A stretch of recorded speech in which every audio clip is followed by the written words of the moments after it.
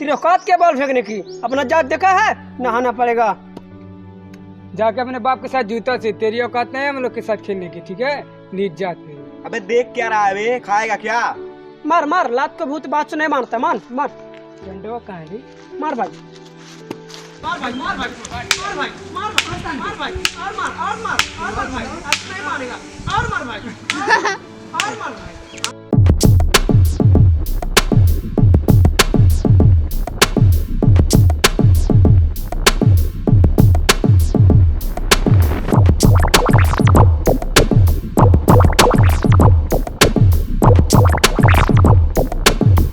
नंदू, क्यों रो रहे हो तुम? बाबूजी हमको सुमित मारा। सुमित मारा? तो क्यों मारा तुमको सुमित? क्योंकि हम नीचे जाते हैं।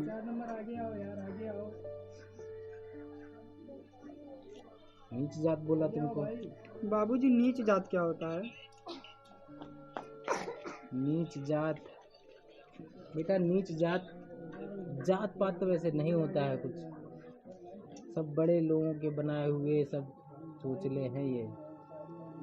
बाबूजी जैसे हमको बोला गया, क्या किसी और को भी बोला गया होगा ऐसे?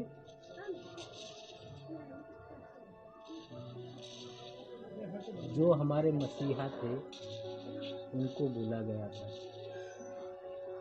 वो देख रहे हो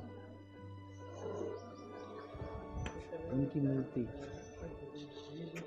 वो है हमारे मसीहा, वही है हमारे राम, वही हमारे रहीम, वही हमारे अल्लाह, वही हमारे पैगंबर।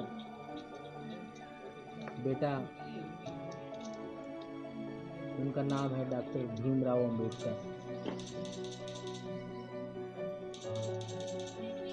वही हमारे मसीहा हैं।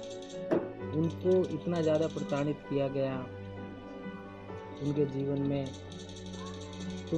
तुम तो केवल एक मार से इतना भयभीत हो गए और रोते हुए चले आए।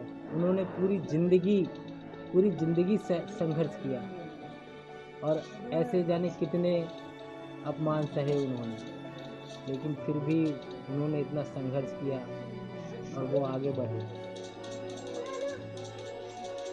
उनका सिर्फ एक ही हथियार था। क्या बाबूजी? वो था कलम। बेटा कलम की ताकत में तब बैठो, मैं तुमको बताता हूँ। बेटा हिम्मत नहीं हारना चाहिए बेटा कभी।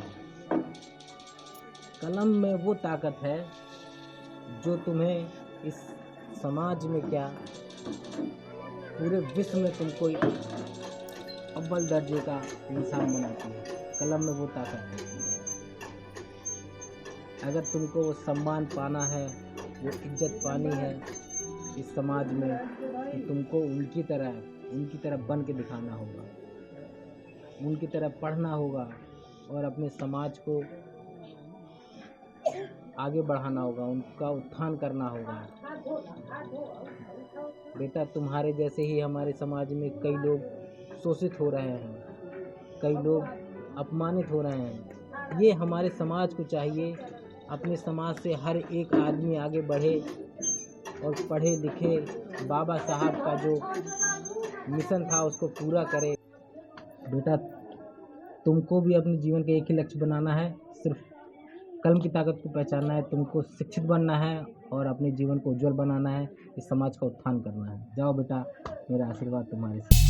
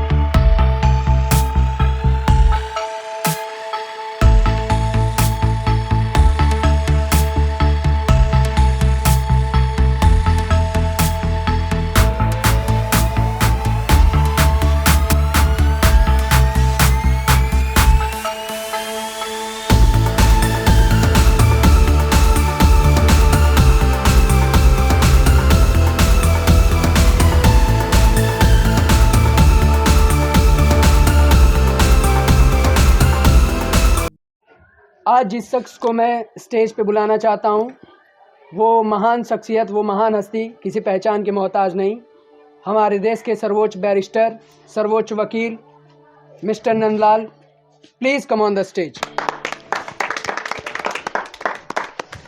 नंदलाल जी, मैं चाहता हूँ आप अपने 2 शब्द कहें। जी बिल्कुल।